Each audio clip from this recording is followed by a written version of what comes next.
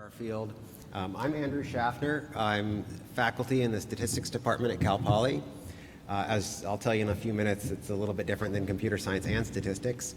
I've been teaching there for 18 years. When I started there, we didn't even have really a statistical computing curriculum. I brought that from University of Washington, which is where I earned my PhD. My partner in crime is Alex Dekjar. He's faculty in computer science. He's I don't know if you'll like this term after hearing all these discussions, but he's the database guy and teaches a lot of the data mining courses. So a little bit about what I'll be telling you about as quickly as I can, because it's a short time. I want to tell you about Cal Poly and why we're a little bit unique in this process, the inspiration for our program, our data science minor that we've developed, and sounds minor, but you'll see it's something a little bit different. What's unique and what I think is an important contribution is this new educational vehicle that we came up with called a Cross-Disciplinary Studies minor. This is a way at Cal Poly anyhow that we're able to bring faculty from multiple departments to conveniently work together and build a curriculum that students can accomplish in 4 years as a bachelor's degree, but still get training in multiple disciplines. A little bit different than the traditional minor. I'll give you some details about our data curriculum and then some challenges that we're facing. So first about Cal Poly, lovely place to visit like it is here. We're halfway between San Francisco and Los Angeles. We have about 20,000 students, part of a bigger system that's a public system, 23 campuses. We are public, so we are accessible to the broad populace of California. However, San Luis Obispo is particularly selective. We compete with students from Berkeley, Stanford, UCLA, and the like. We've won many awards for our accomplishments in this area. We're also pretty restrictive with GPA and SAT requirements. So we get good students. We have good students to work with. Our colleges, or our university is divided into 6 colleges, and the College of Science and Math and Engineering is where I'll be focusing on. The College of Business also has been developing a business analytics program, separate from what I'll be talking about today.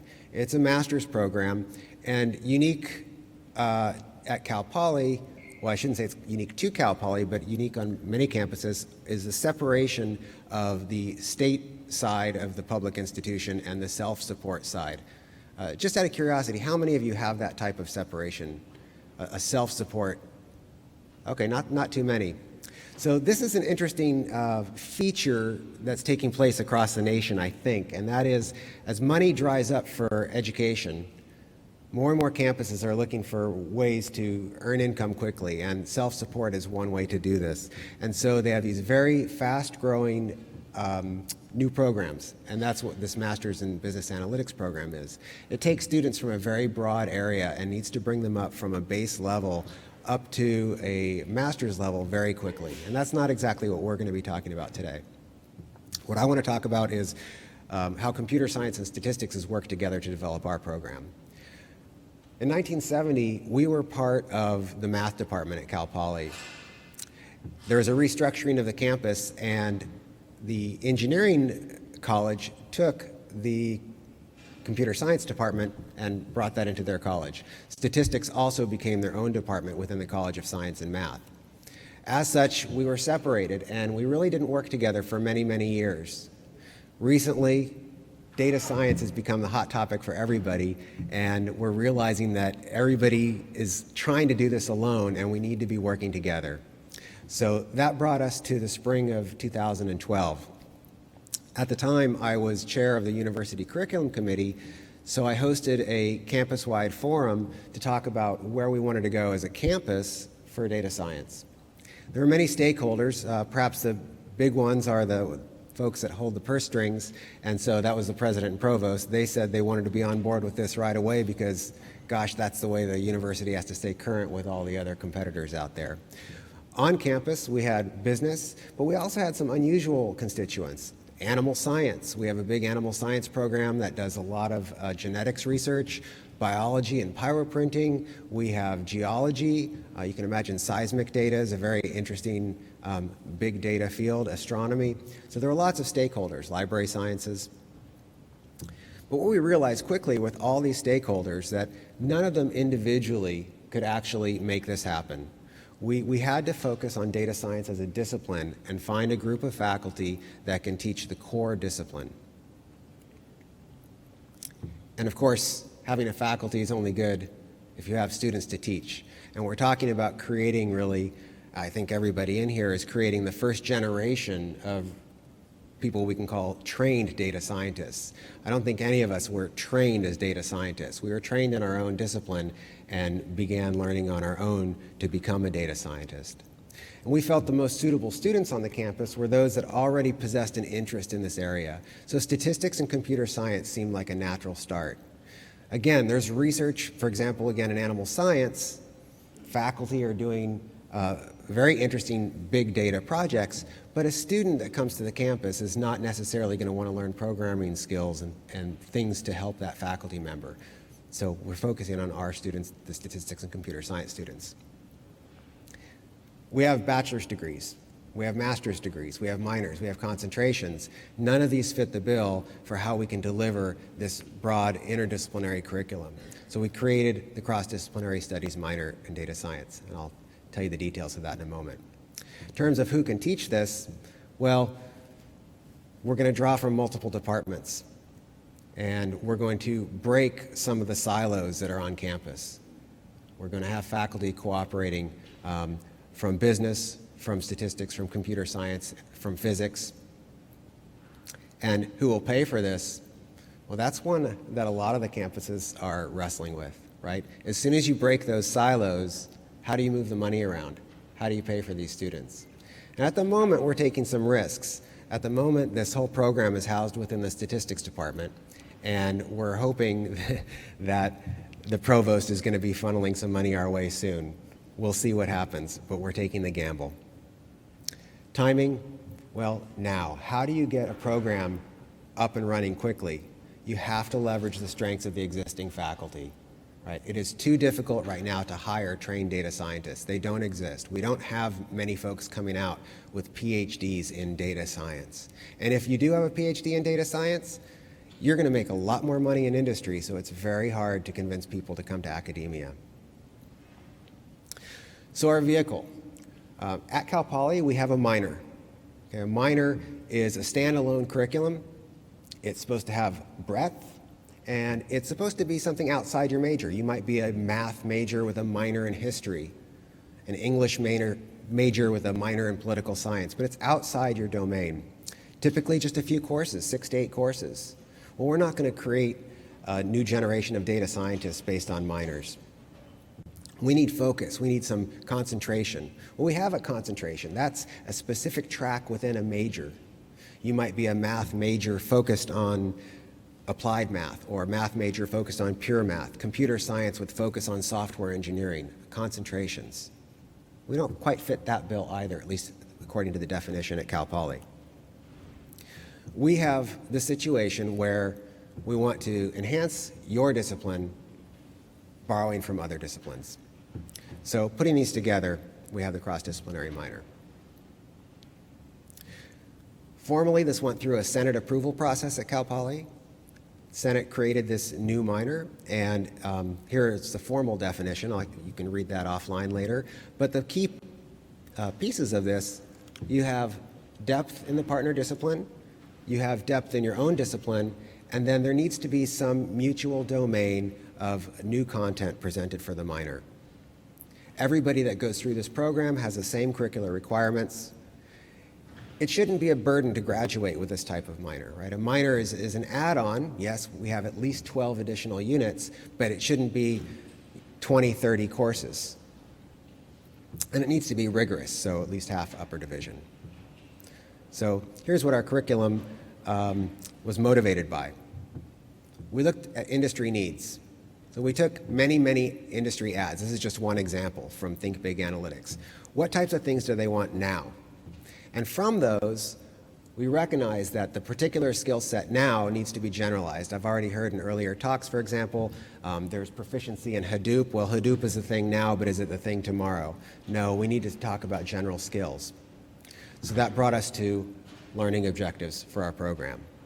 So here's a very general set of learning objectives that we might, as a group, at some point in the future, debate and try to come come to agreement on what are the right learning objectives for data science. And I think it would be hard to come to one set, but this is the working set at Cal Poly. Primarily modeling and analysis appropriate to the scale of the problem, so we want to talk about scalability. We want our students to be able to work with broad types of data. This starts to spread out from statistics. Statistics, we're usually working in these nice rectangular arrays, and we're working with quantitative data, maybe a little bit of categorical data, but we're not working with web logs, we're not working with basket data, we're not working with streaming data, or even audio and visual. We want our students to have some expertise in an application domain. We want them to be able to work with clients in business or physics or geology. Working with your background major, of course, computer science or statistics. Other issues we've seen in advertisements, I've heard about databases. We're talking about simple builds. We're not talking about data engineering. That's a discipline in its own right. At least that's how we're treating it, but simple working with databases. And perhaps, although it's last on the list, one of the more important components is communication. So this is a broad overview of the curriculum. So we have, let's see, the laser here. We have our computer science side. This is our basic introduction to computer science and our basic first couple courses in statistics. Then we have more foundational material in computer science, algorithms, database systems. This is both SQL and NoSQL. Distributed computing, a generic course. For the moment, we can call it our Hadoop course, but it's a generic course. And then our data mining course. On the statistics math side, we have core foundation of statistics, modeling course, regression, ANOVA, an R course, and a multivariate course that's actually taught at in the same term as our data mining course, so students can see both a theoretical and a very applied side, and background math that everybody would have to have. And then the last piece are these 4 new courses. This is a 2-quarter capstone of data science curriculum, the part that lies in the mutual domain. It looks like a lot of courses, 21 courses, 80 quarter units. This is actually as much as most majors would be for a bachelor's degree. But this is not a bachelor's degree because it's not housed or owned by any single program. This is why we needed to come up with a new educational vehicle. If you're a computer science major, many of the courses that are up there are already in your program. In fact, the only additional new courses are these 4 data science courses and the multivariate statistics. Through double counting and the use of technical electives, we're able to get all the other courses covered. Similarly, for statistics majors, it's really only a few extra courses, so it meets this definition of a cross-disciplinary studies minor and leverages the content that we have available through both programs. So a little bit about our new courses. In the beginning of the curriculum, after students have had their introduction to statistics, introduction to computer science, they'll take an intro to data science course. This course is taught using IPython and R. In fact, we have the fortune of having Brian Granger, who is the founder, or the original author of IPython and the Jupyter project. So he'll be teaching for us there. Students here get exposed to a broader class of data than what they've seen in their other courses. It is not a big data class. It's really just about getting the idea of what the data science workflow is all about and orientation. So we'd offer a couple sections of this per year, about 60 students. See who's really interested in this material and who wants to pursue it further. Again, this is taken at the beginning, typically at the sophomore level. The long list of coursework, students will have completed that. That's been taught separately and a bit disjointed as computer science and statistics. We now have a synthesis course, our data science 401 course. So this course is a case studies focused course. It'll allow us to walk our students through working with a client, analyzing their problem, data acquisition, through analysis, through reporting. Capstone. So capstone is where the communication part really comes in because our students will actually meet with clients. We have working relationships with many groups on campus. I've already mentioned some of the groups. We have eMentor Data, which does real-time data collection on smartphones for tracking driving. We have partners with Oracle and partners with Google, and we're obviously looking to make more relations as we can try to find projects for these students to work on. A little bit of a challenge here, and I think a lot of us in education have this. If we're going to have our students do a real problem, we need some infrastructure for them to actually work on the real problem. And infrastructure is expensive. We've done a few novel things at Cal Poly in a few of our courses. We've built crippled infrastructures. One of our faculty members built a cluster based out of Raspberry Pis, so your big data problem might only be a gigabyte or two of data, but cramming that through a cluster of Raspberry Pis, you have a big data problem. So you learn how to work with clusters in that way.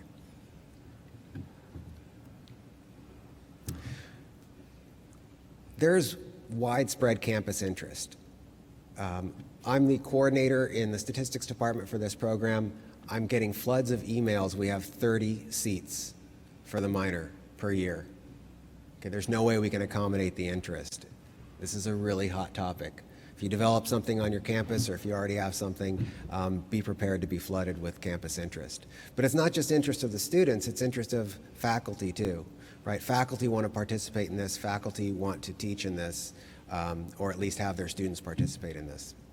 That collaboration is difficult though, because again, most of our universities are broken up into colleges and we don't have a mechanism to cross these college boundaries.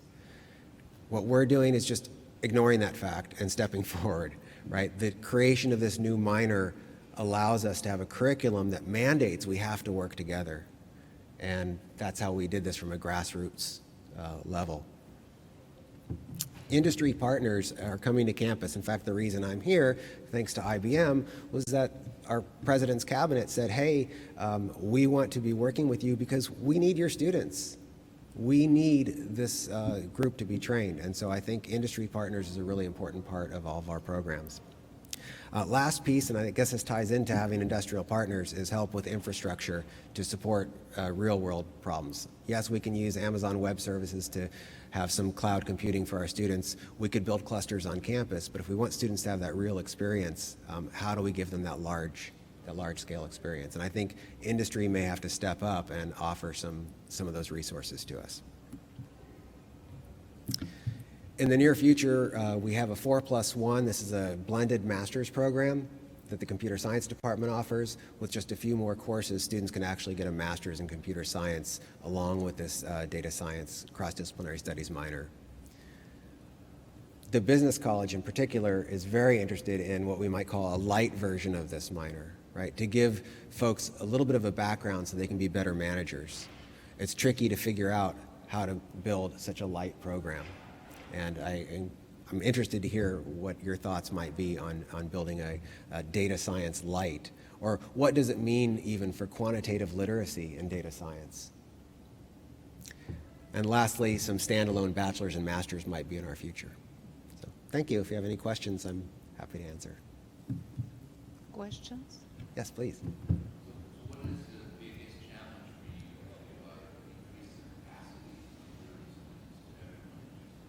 So the biggest challenge, our biggest challenge is faculty, right? We do not have enough faculty who are able to teach these courses and meet their current demands for their other teaching.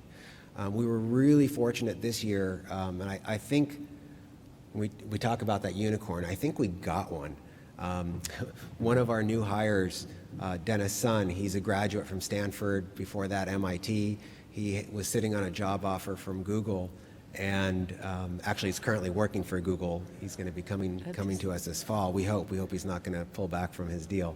But he's going to be teaching for us, and then in the summer is continuing at Google.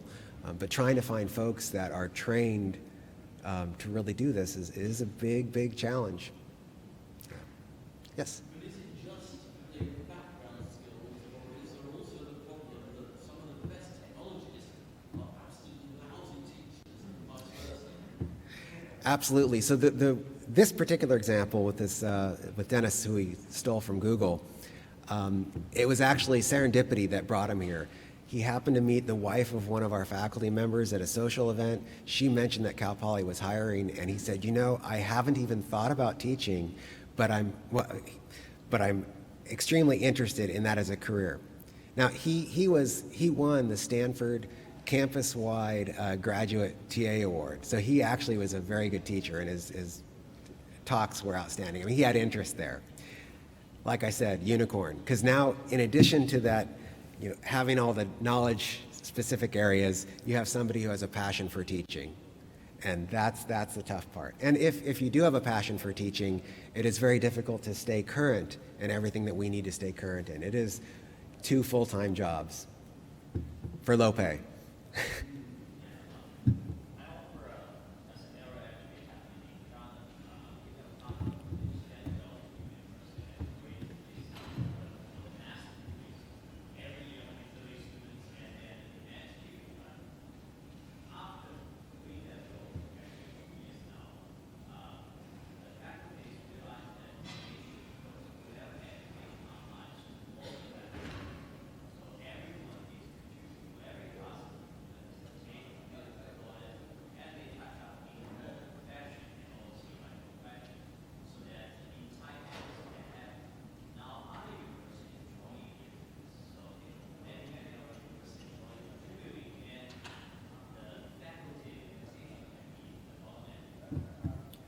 So Cal Poly has our motto for the campus is learn by doing, and we're a residential campus. So we pride ourselves on having that one-on-one small class. We have a 19-to-1 student to faculty ratio. The online movement is something that Cal Poly has entertained, but right now is somewhat philosophically opposed to. At least many of the faculty are. So we're trying to really have the relationships with students on a personal level. But I agree with you, that is one route, and there are a lot of really good online resources to begin learning about data science and self-learn. I think that's a big benefit for online, is it's an inexpensive way for people who are very motivated to self-learn.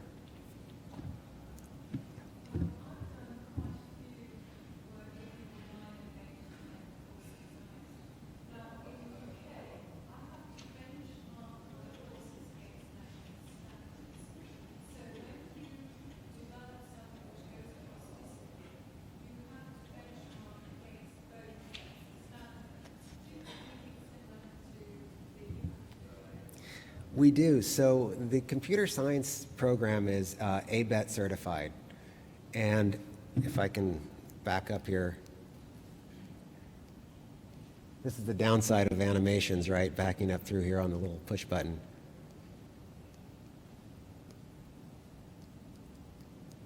There we go.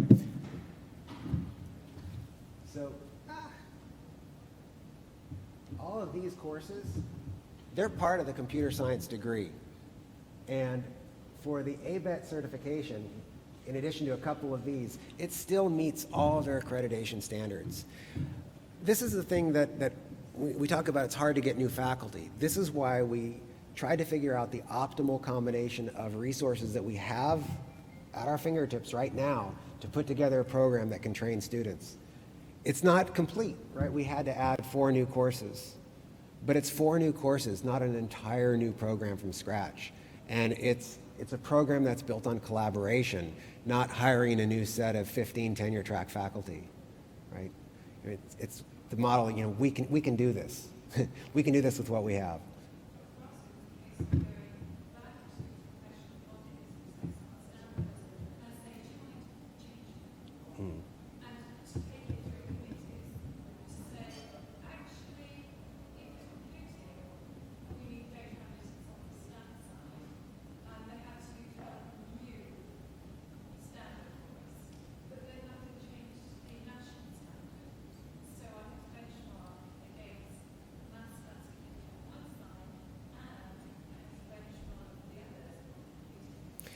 That's actually a really interesting problem that we'll probably face sometime in the future. You know, the statistics curriculum is largely governed by the American Statistical Association, right? They have a process. And similar computer science, ABET. Data science, we don't have there's no oversight yet. The joint statistics meetings are taking place right now in Seattle. That's where I would be if I wasn't here. And there's a group there that is talking about developing criteria for data science or trying to decide if it's even different from statistics. But the point is that if we think about it as a discipline in its own right, somebody at some point, and it might be this group because there's a big education focus here, has to define what is this discipline and maybe come up with a real list. I mean, this is what we put together, right? But is this the list that is agreeable for all of us? I don't know.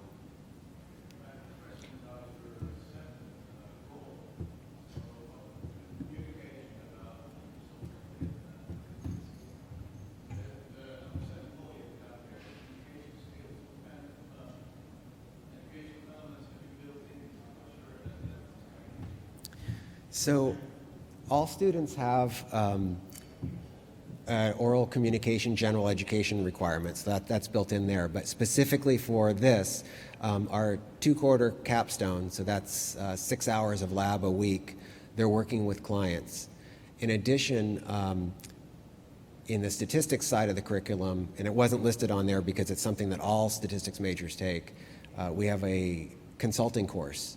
It's very much focused on soft skills, how to work with meetings, how to work with difficult clients, how to elicit information, how to write memos, those types of things. So, thank you so much. Thank Thank you. you so much for the